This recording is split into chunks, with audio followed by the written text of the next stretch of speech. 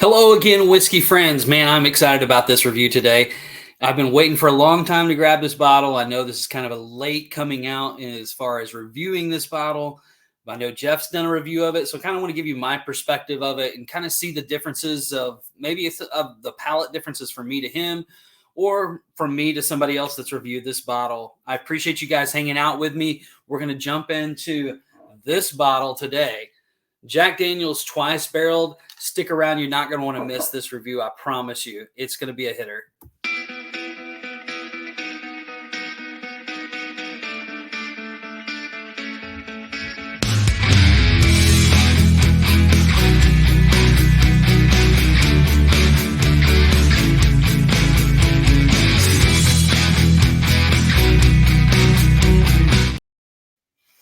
All right, guys. Welcome back, man. Like I said, I'm really excited that these dropped here finally. This is the 2022 release of Jack Daniel's Twice Barreled Rye. I'm sorry, Twice Barreled. Twice Barreled American Single Malt. Excuse me. This one is finished in a second cask of Oloroso Sherry. So American Single Malt is kind of becoming a bigger thing these days. And Jack Daniel's is kind of branched out with this new release last year. So what they did is they took an American Single Malt, aged it, and then put it in Oloroso Sherry's cask to age. And right now I can't give you the specifics of how long that aging process was, but trust me, it's I was very impressed with this. So let's get started with the nose and the color. Man, look how dark this thing is. This thing is so incredibly dark. I mean, it almost comes across purple in the glass. It's so dark. Very fitting that they put kind of almost like a purple on the bottle itself. But yeah, it is extremely dark. It's pretty viscous as far as the legs on this thing. But on the nose, let's jump into it a little bit here. So right away, I love this nose. It is like blackberry jam on the nose. It's so fruit forward. Lots and lots of jam. Then it moves into more like a sweet oak, and then the sherry notes kind of come out along with that. But man, it is just a phenomenal nose. It's probably one of my favorite ones to like sit out and play with. And if you've got this bottle, if you haven't done this yet, I would suggest you do it. Let it sit in the glass for about 30 minutes and then take a drink of it. Grab an eyedropper of water and just drop one drop at a time and see how much this changes the whiskey itself. I don't typically put water in mine, but I played with this one. Man, it changes the profile. It changes the experience. And that, I believe, is the difference between a mash of corn versus a mash of a malt and how water affects malt versus what it does to corn. It's just a different experience. If you guys haven't done it yet, I would encourage you to do so. I found that if you're drinking scotch, you know what I'm talking about. But if you're just getting into American single malts or you're just getting into some of the scotch that are scotch whiskeys, then you'll know what I'm talking about by putting water in it and how much it changes. The proof on this bad boy is 106 proof. It's real easy to drink. Back to the nose on this. Fruitiness, caramel. There's just a lot going on in here. Then you go into some of the sweet char, which I think comes off of the sherry influence of the second barrel, I believe. But it's just a fun nose to like sit and just smell. I mean, my goodness, I really feel like these guys hit it out of the park with this batch. So let's get down to the taste. I'm excited about this.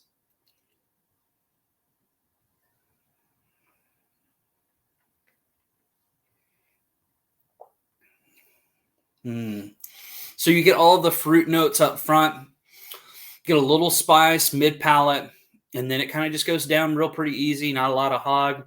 It's 106 proof. It kind of one of those whiskeys that I've found with the mouthfeel, has a really good mouthfeel, but also wants me to keep drinking. Like it, I want to keep going back to that glass, which is a fun thing to do.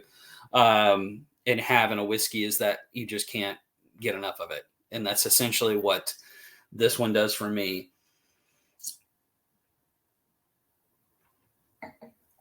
The front of the palate, again, sweet, a little bit of dark chocolate, mid palate, just a hint of spice, not a whole lot at all. And then it kind of finishes real quick. It doesn't have a real long finish to this. At 106 proof, I didn't expect it to have a super long finish. But the mouthfeel on this really does coat pretty well. It's got a real velvety, silky kind of mouthfeel to it. Enough to really coat your mouth, but not so much that you just are tasting it continually. So I'm going to go back in and get another sip here, and we'll talk about the finish.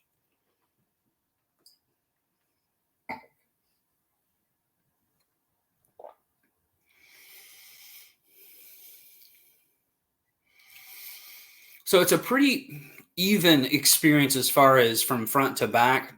I feel like it's a little bit more front heavy on this whiskey than on the finish. Like I said, the finish isn't long, but the thing about this whiskey that I have found, my experience has been, is that it's one of those that once you finish drinking it, you want to pick the glass right back up and you want to keep drinking it. It's just got a really, really good mouthfeel to it that makes you want to grab and finish that whiskey. So overall, this ranked very, very, very high for me. I think this was in the mid 80s, which is really, really high on our scoring. As soon as I get to figure out the technology of putting up my scores, I will definitely start doing that on my reviews. But I wanted to get these out and get some content out for you guys. And I've got a couple more that I'm going to be recording next. So you'll see these periodically. But on this American single malt, if you guys are afraid, man, it's American single malt, I don't know if I'm going to like it. And granted, I know the secondary market on this bottle is pretty ridiculous. It's like $225. I was blessed enough to be able to find this for retail for $78. If you can find this bottle, I know it's just now hitting the state of Arkansas. But if you can find this bottle, it's definitely worth the pickup. And it's a great experience. It's different than a bourbon experience, but it's not so far removed that you need to be afraid of it. It's got a really, if you like fruit forwardness in your whiskeys and you like sweet up front with a little bit of chocolate, a little bit of sweet oak, this is going to be right up your alley. I mean, this is really, really good. I can't say good enough things about the mouthfeel about this whiskey. I feel like they did a really good job of balancing the American single malt with the Oloroso sherry finish. It's not overpowering on the malt or the finish. It's very well blended together, and you get a good experience overall. So we'll take one last sip here. So final notes on it. If you like fruit forwardness, kind of dark chocolate, blackberry jam, those type of notes on your whiskey, this is a great, great pickup. Like I said, I know it's a little harder to find. It's just now getting to me in Arkansas. But I think if you stay patient, I think this was a wide enough release that you should be able to find it around. And if you have the money and want to spend it on secondary, then go right out and spend $200 and something on it. I think the most that I would pay for this is right around $100 to $125. I definitely do not think it's worth $200 and something, but at the same point, at retail for what this is, the value of it is very, very high. So guys, thanks for sticking around so much today and hanging out with me. I'm going to leave you with a great song by David from Shelf Turds that he did for Matt Madness that we're just using to tell you guys and thank you guys for all of your support, Patreons. So we'll see you next time here at Hello Again, Whiskey Friends. Jeff, just be friends with me. But you have these whiskey friends, and you say hello again. Oh, Jeffrey!